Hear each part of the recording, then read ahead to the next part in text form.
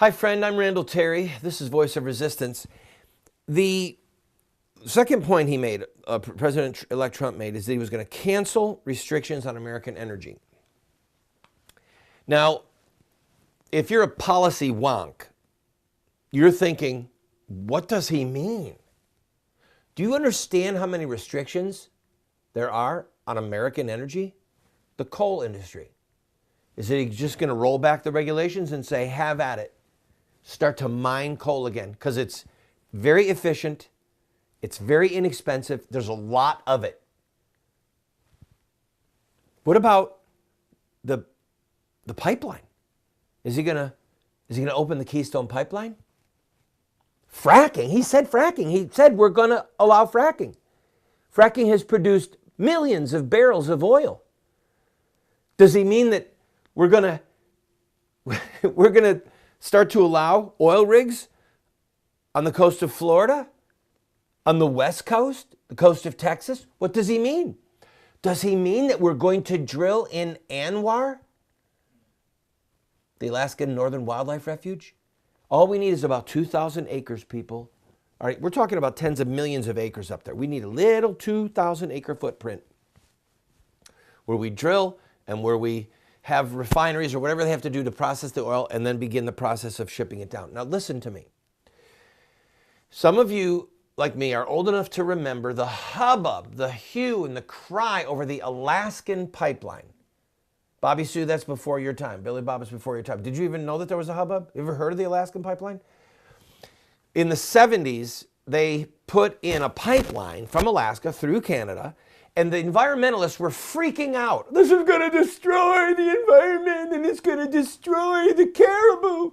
And oh my goodness, lo and behold, there actually ended up being more wildlife for two reasons. The pipe is huge, and often it's above ground. It served as a windbreak. It served as a windbreak, and the warmth coming off of the pipe actually helped animals survive that would have otherwise died. And so they saw an increase in the wildlife that they were terrified was going to be destroyed. All right, so right now I'm just dealing with the domestic. Inside of 2 to 3 years, if we just turn American ingenuity loose, all right? Yes, with proper regulations. We don't want oil spills. We don't want our sky and our water supply polluted. I get that. Within 2 to 3 years, we could be completely, 100% free of all Middle Eastern oil. Zero. If we wanted, we could be free from Canadian oil, which we probably wouldn't do. We need them as a trade partner.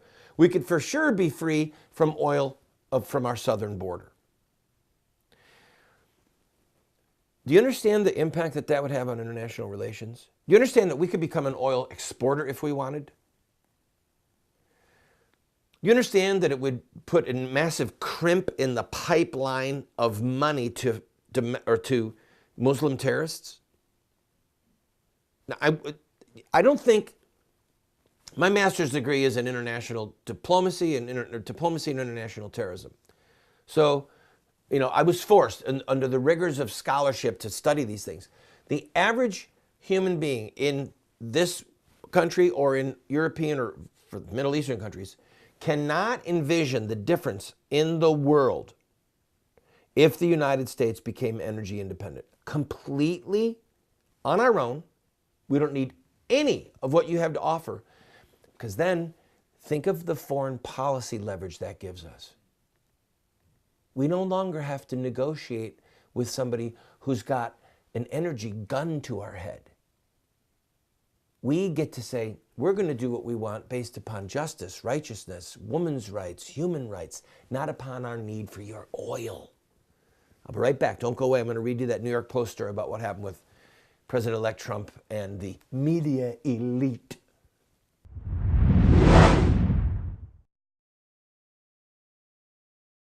Friend, this program is supported by friends like you who believe in what we are doing. We run a very tight ship. Thankfully, we are on over 130 stations across the country, having tremendous impact. We get emails every day. We get letters in the mail, not every day, but almost every day. We hear from people who love what we're doing. What people don't understand is that it's sort of expensive to produce a television show like this. It doesn't require earth-shattering funds, but it does require financial help. So I am asking you, if you enjoy this program, throw us a $10 or a $20 bill every once in a while, or even a $50 or a $100 check. You see the address there on the screen. Your gifts are not tax deductible, by the way, because we want to be able to say what we want to say regarding politics without the IRS telling us no. So if you like the program, I ask for your support.